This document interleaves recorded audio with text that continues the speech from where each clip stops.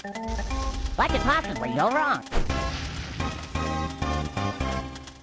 Hotline Miami was kind of a sleeper hit that came out of nowhere. The game was a near-perfect mix of frustration and fun, with you failing over and over as you murdered hundreds of people with anything you could get your hands on. It had an interesting mix of balls-to-the-wall combat and stealth action. For being such a simple top-down game, you still had a lot of freedom in how you played it. Cap that off with a phenomenal soundtrack and amazing level design, and you have a solid, if brief, experience. So why am I talking about the first game when this is a review of the second? Because mechanically, the two games are literally identical. And it makes sense. Hotline Miami 2, Wrong Number, was meant to be more of an expansion that evolved eventually into a full-fledged sequel. This time the game has more story, more guns, more characters, more masks, and more action. So the more you stuff in, the better, right? Well, no, unfortunately. Let's say what they got right first. Melee weapons are more powerful, and you have a sort of melee precedent now when crossing weapons with enemies, meaning you'll win melee brawls more often. The new visual theme is awesome, and the soundtrack is somehow better than the first game. Hotline Miami 2 is also way more violent than the first game. So much so, it might be the most violent game I've ever played. At least the most violent pixelated game I've played. It gives Mortal Kombat a run for its money. There are two fundamental problems with Hotline Miami 2's gameplay. The first is the level design, and the second is enemy placement. In Hotline Miami 1, areas were reasonably small and had side areas that allowed for sneaking and stealth. If you wanted to use guns, you could, but the game rewarded melee killing and playing it quiet and silent.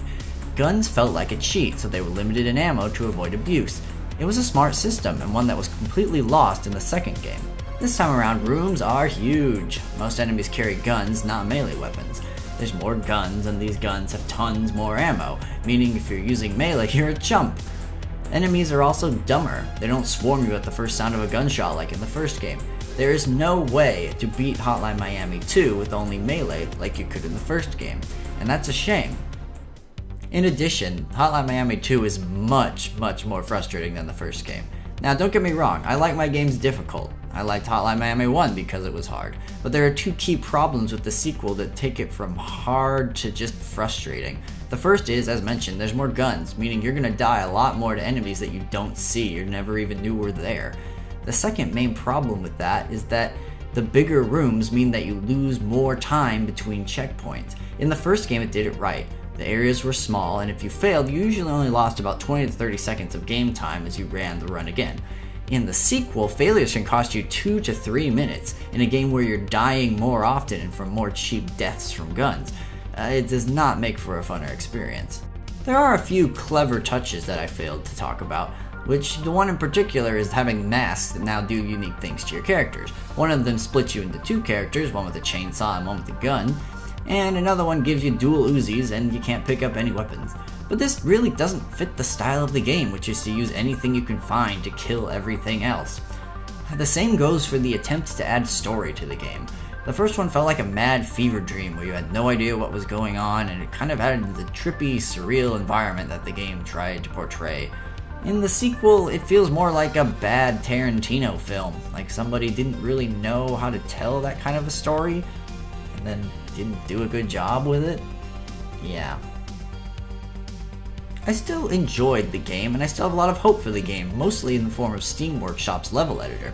With a few good fan-made levels, this game will have new life breathed into it, because we aren't playing this game for the story, or anything like that. We're playing it to kill a bunch of people and fail a lot. Somehow Hotline Miami 2 lost sight of that along the way. It isn't a bad game, far from it. It's just hard to recommend even if you're a fan of the first game. So play Hotline Miami 1 first, and if you really like it, you can pick up Hotline Miami 2, just do so after it's dropped in price.